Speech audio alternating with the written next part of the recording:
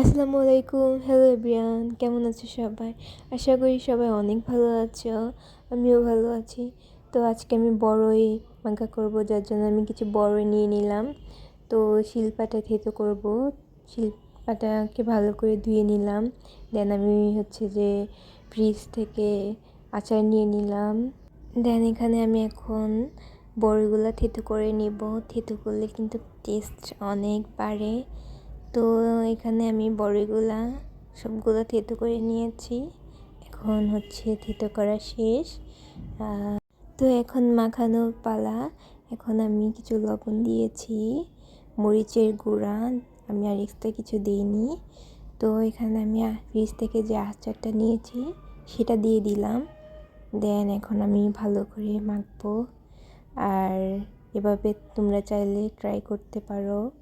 দেখতে কেমন হয়েছে অবশ্যই কমেন্টে বলে যাবা। খেতে কিন্তু দারুণ মজা হয়েছে। তোমরা চাইলে এভাবে ট্রাই করতে পারো। আল্লাহ হাফিজ।